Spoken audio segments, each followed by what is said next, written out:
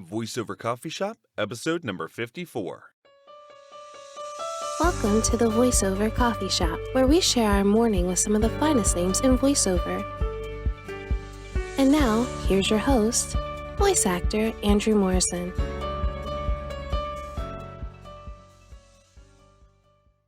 Hi there, my name is Andrew Morrison, and welcome to the Voiceover Coffee Shop, where we start our day with some of the finest names in voiceover.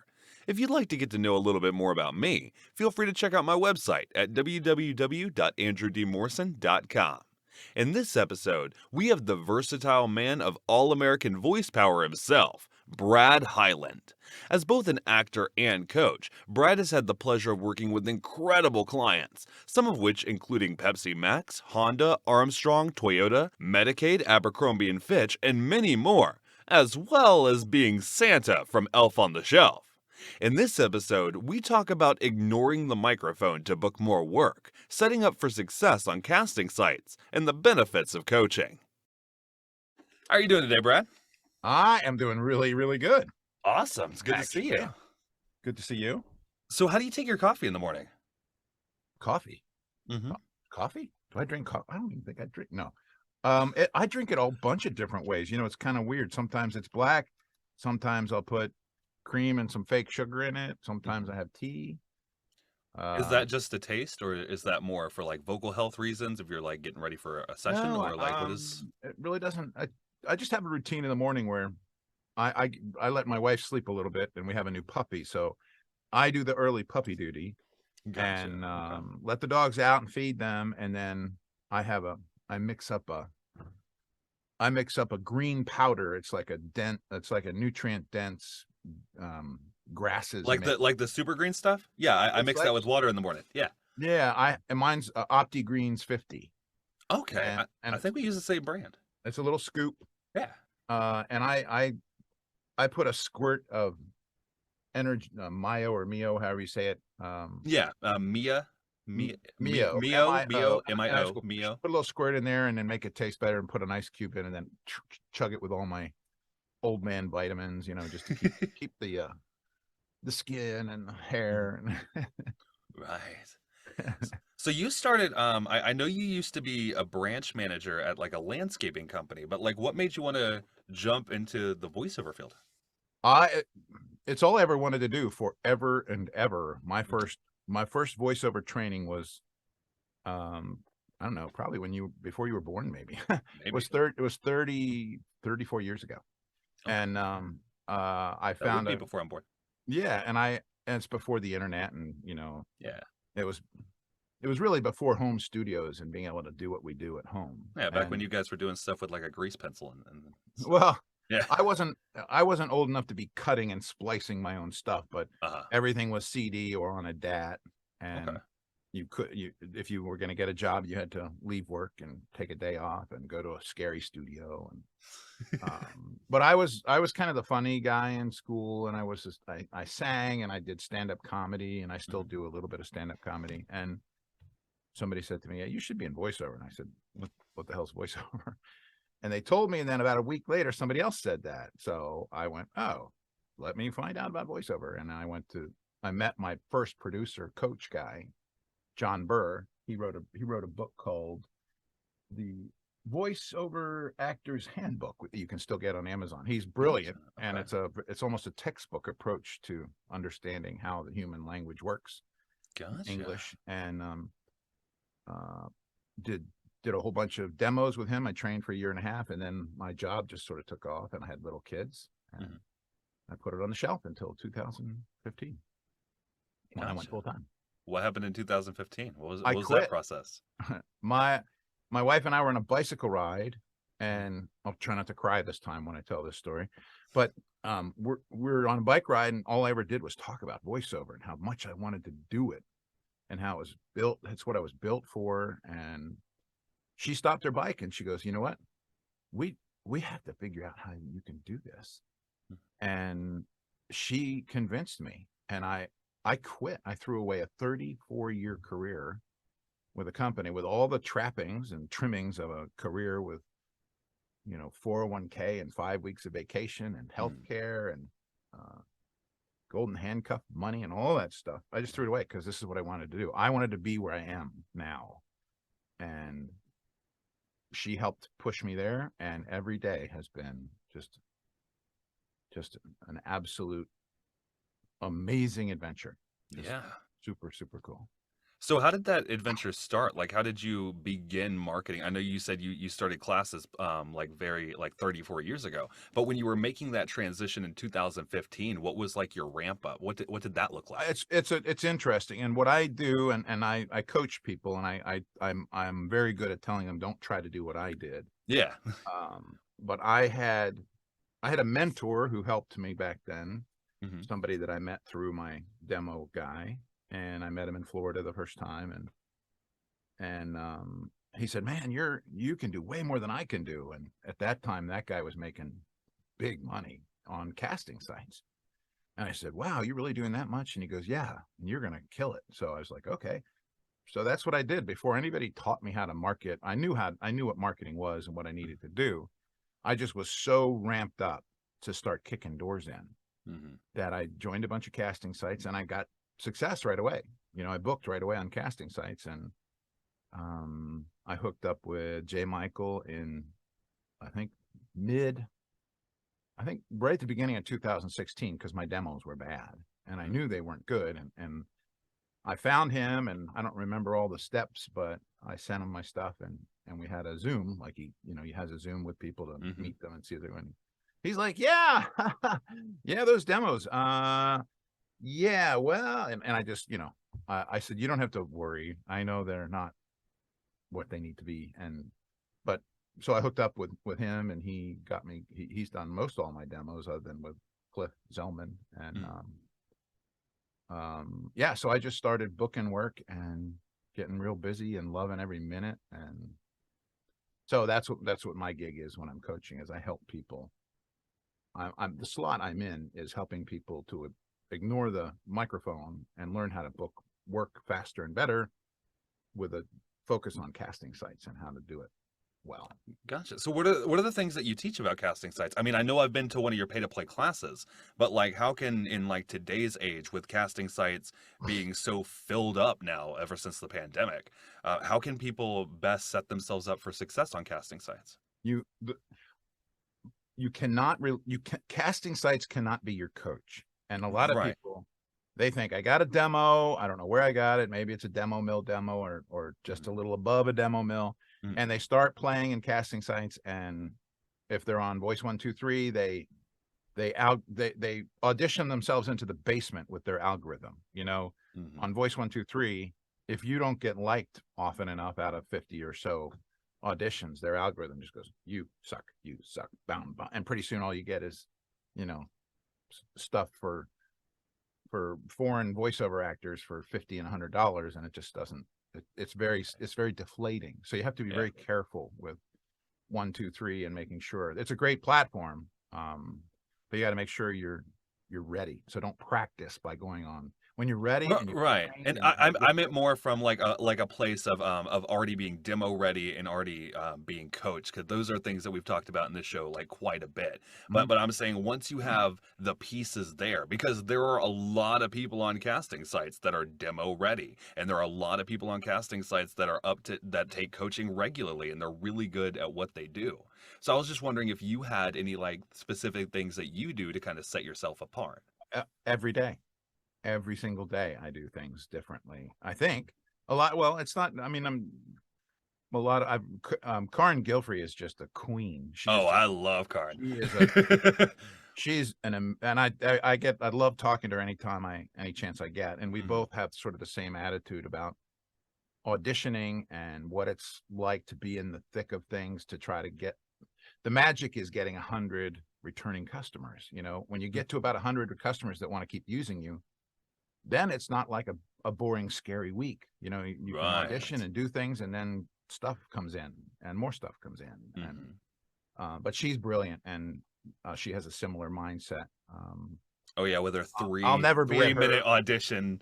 Like, well, I do. That's me too. My auditioning time for a typical casting site is about 4 minutes. what is your auditioning process that you can get it down in 4 minutes? It's well, the big thing is you have to have you have to have the space, right? Mm-hmm. You have to have a really good environment that you trust. You have to have good equipment that you've learned how to trust and let it do its work. Like, I still see people with I have two microphones here, but if they have a mic and they're talking away like this, and we're talking, and then when it's time to read, it's like, and they posture to the mic, and they just turn their whole bodies to the mic and turn into like, I need to be a voiceover now, and I'm going to sound like the person that I think needs me to sound like, instead of sounding like themselves. And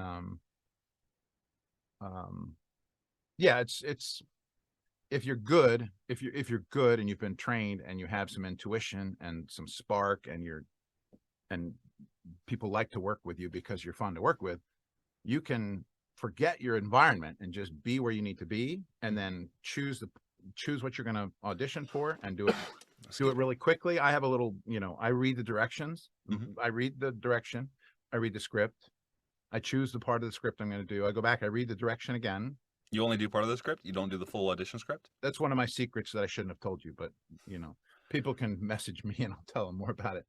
But no, I don't on casting sites, because on casting sites, you, depending on the buyer or the content creator, whatever, they're listening, they're listening to 100 on this job, and they're like, oh, how many on this? So they put their soda and they're drinking their Red Bull, and they're going like this. Their hand is on the mic, their mouse, and they're going, no, click, nope, click, nope. And they're listening to all these auditions, and they're just waiting for one thing. And that's what people forget, is what is it they want to hear? And do you know the answer is? What is it that the voice buyer is listening for? What are they listening for? The number one thing.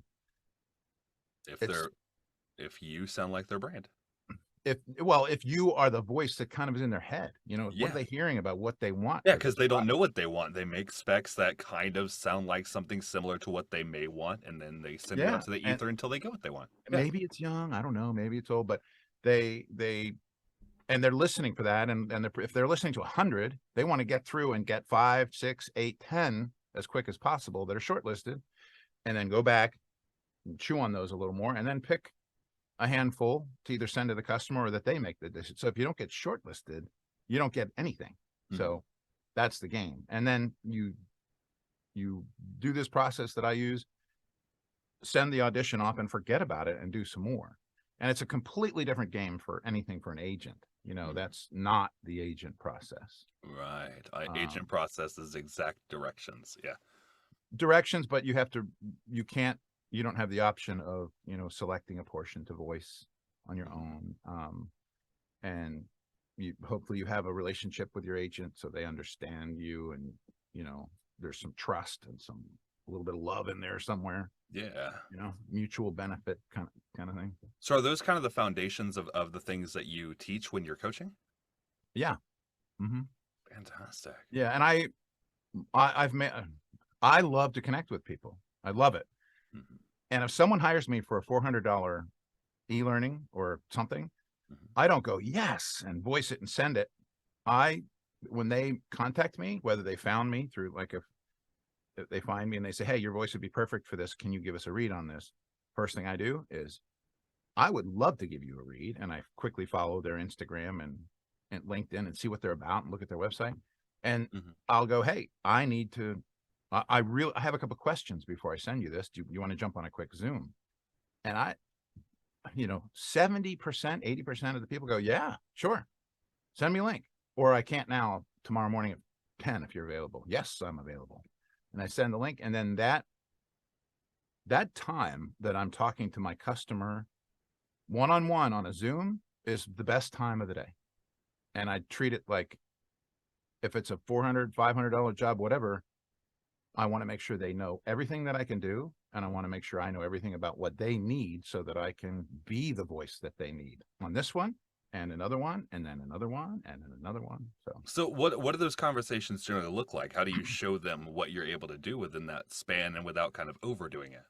Yeah, you never want to sound needy, and you never want to sound desperate. You just want to be connective and genuine. And you want to, when I see somebody on a Zoom for the first time, sometimes you can just see that they're sort of chill and warm and they're looking forward to it. and you can see something in their office and you can think of ways to break the ice with them. Sometimes if I've looked at their social media or I've looked at their website and I've seen their picture, they'll have a picture of, they ski. And if I know they're a big skier and they talk about it, I'll go, oh man, I can't believe you're a skier. I hate skiing. I'm too big and I'm too clumsy, and then we laugh about it and talk. It's just a way to have fun with people and, be legitimate and have connection with them as soon as you can. And then the tensions go like this. And then it's like, oh, this was a really good idea. And then if they were just thinking of maybe talking or getting 3 or 4 voices and they've invited 3 or 4 people, I'm the only one that said, hey, do you want to jump on a quick Zoom? I want to talk about your project, the type of file. Do you want me to process it? Do you want my stack applied? Do you want a couple of different varieties? I'm not sure which one of my takes you would like based on the sample you said you like. So, I use all that to dial into just saving them time, having it be fun and saving them time. So I'm curious, with Christmas coming up, how did you end up becoming the voice of Santa Claus for Elf on a Shelf? I keep the doll right here because such conversations come up very often. I'm the voice of this doll. So if you, I don't know if you can still buy them. I look everywhere for them because I wanted to send you a picture of it and be like, hey, Brad, I found you.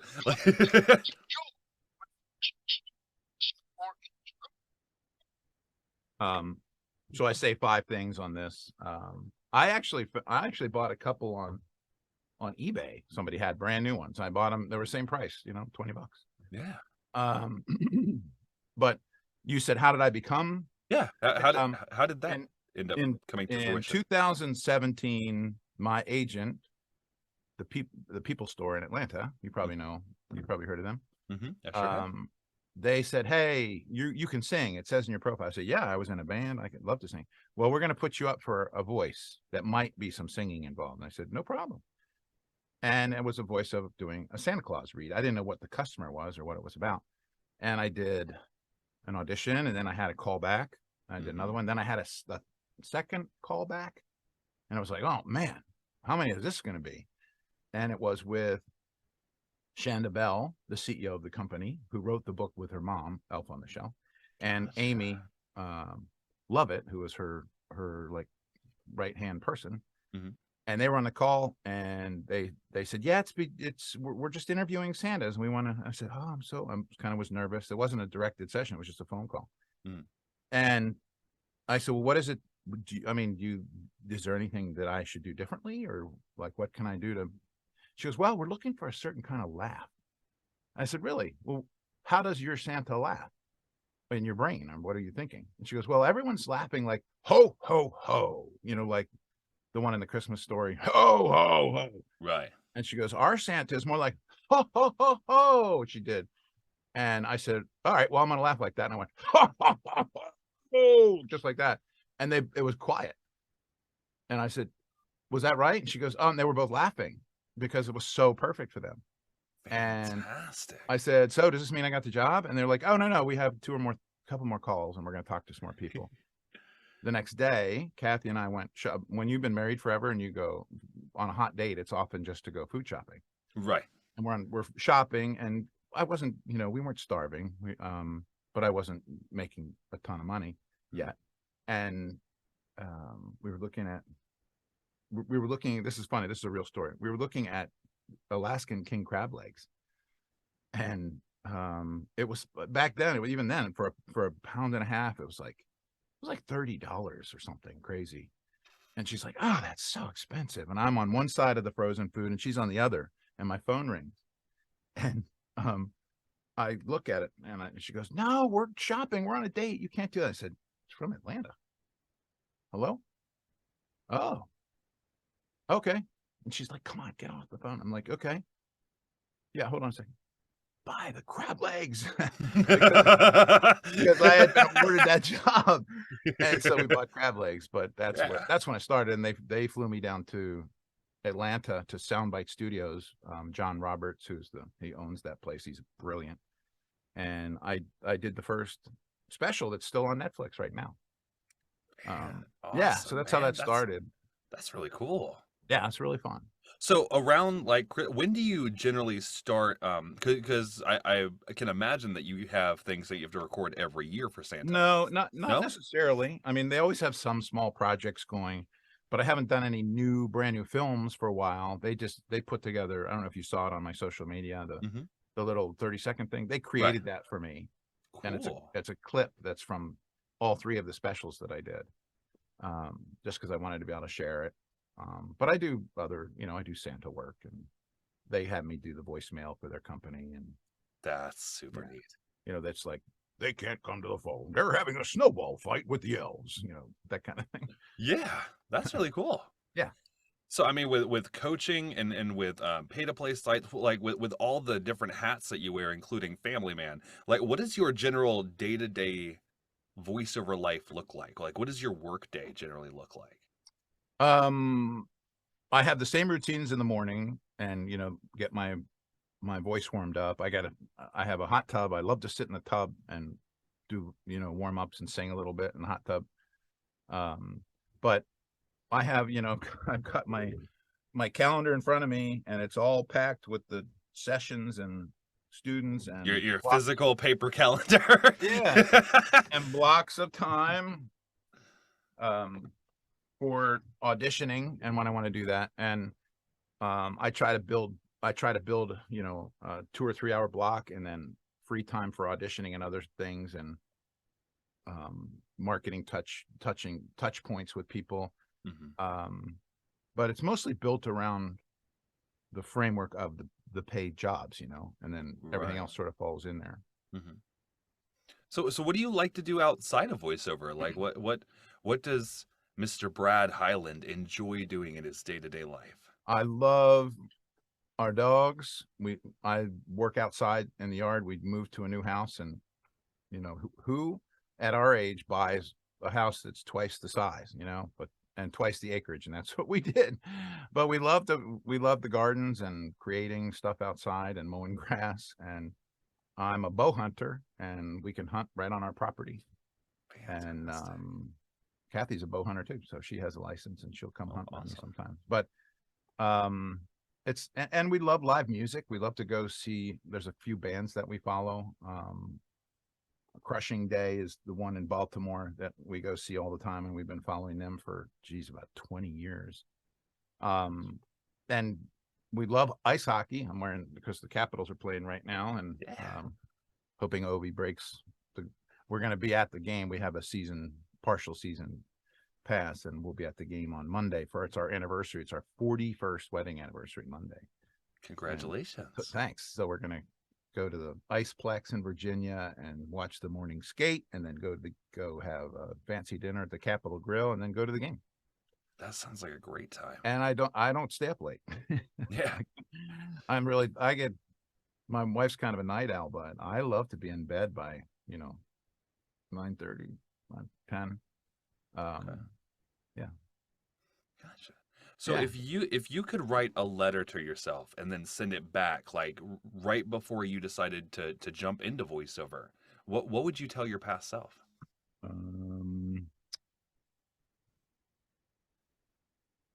Commit to a CRM your first year and start using it. And don't be a dumbass and wait until you've got so much work that you can't make the time to do what you need to do, because that's what happened. And now I have a really smart virtual assistant who works part-time with me, a couple of them actually. And Okay. they do the stuff that I suck at, like update my website and update my YouTube channel. And Yeah.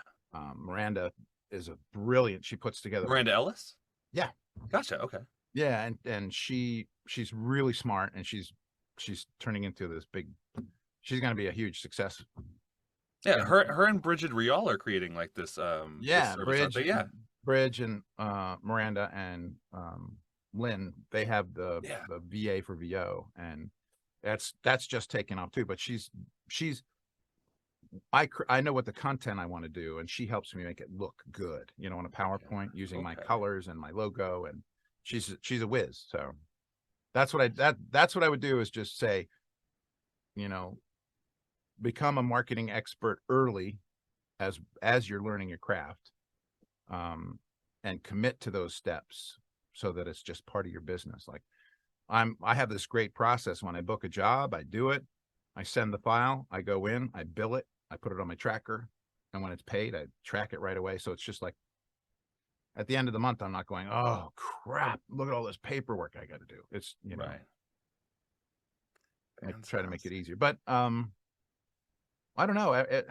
Things happen the reason for a reason, and I was first going to have a smart ass answer by saying, I would say, stop what you're doing and quit and go to work. Right now. But it's Right. Things happen the way they happen. So Yeah. So where can people find you for hiring for voiceover, and where can people find you for hiring you for coaching? same place. They can email me, brad@americanvoicepower.com. And my website is just americanvoicepower.com. Lynn and I are working on what the coaching stuff is going to look like.